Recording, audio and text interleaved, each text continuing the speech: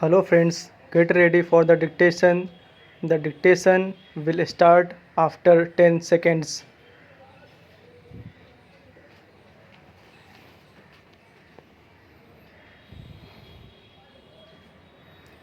Start. We have heard with careful attention the statement by the Honorable Minister. It would have been helpful if the Honorable Minister had thought it prudent to give us in advance a copy of the statement which he has just now made. It would have helped us in formulating our own thinking for a discussion of this subject here today, but probably because it was the first time that he was making a statement on foreign policy, he did not consider it necessary to let us have an advance copy.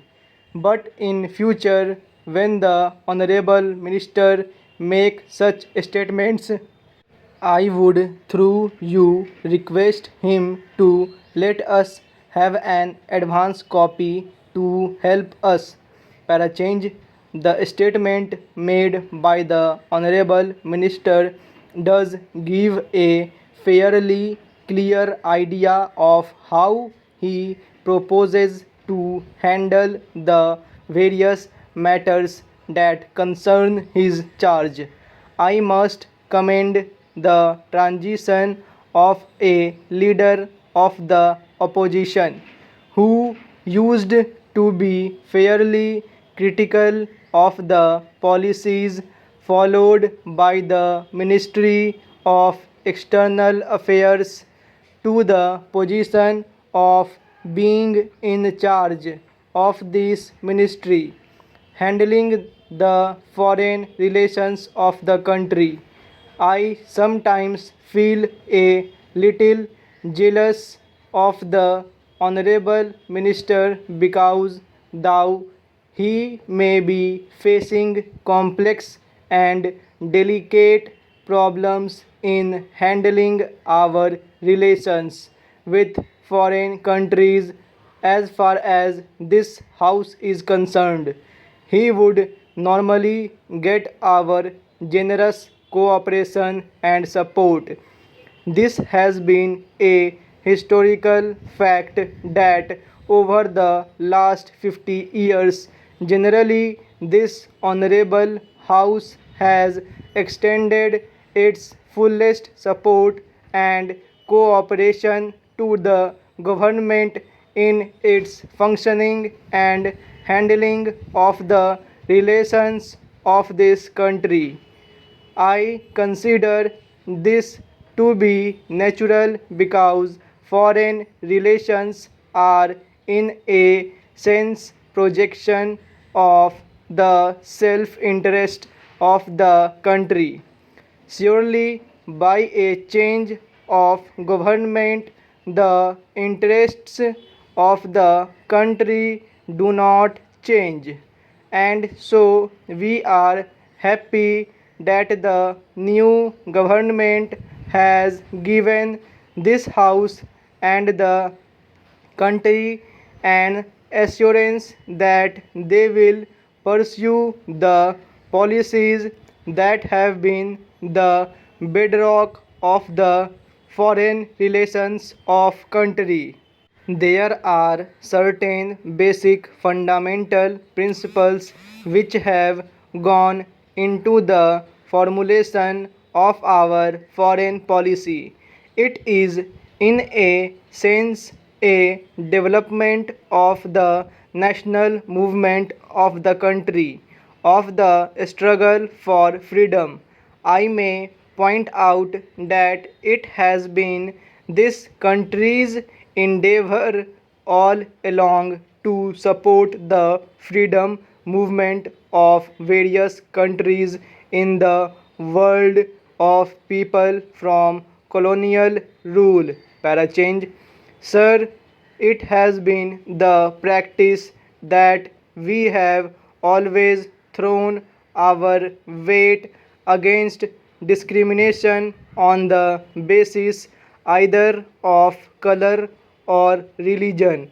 Anywhere in the world, we have also emphasized very often that we cannot be silent spectators when majority communities in the countries are oppressed and ruled by racial minorities.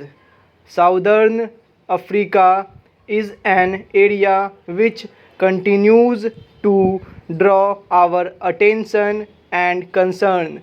In Southern Africa, whether it is Rhodesia or South Africa or Southwest Africa, we find that the majority of the people of the countries are ruled by a small minority in the interests of the minority and not in the interests of the majority of the people.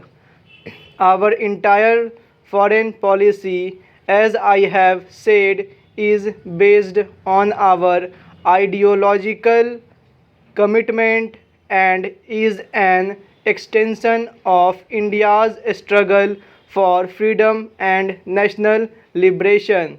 There is a small point to which I would like to draw the attention of the Honorable Minister, and I hope he would not mind my drawing his attention to it.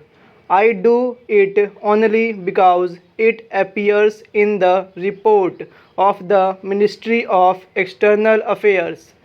Though I was a little surprised, Parachange, I am a little unhappy that this statement is being made in the printed report of the Ministry of External Affairs, and I may point out that this has been said more than once in the report. Why this was emphasized and what does it imply? Did the Honorable Minister or any member of his government or any executive of the Ministry of External Affairs ever think that in a democratic country like ours, after the elections which have always been free and fair, the change in government would not be peaceful? Did he have any doubt about it? Are we not overplaying this peaceful change?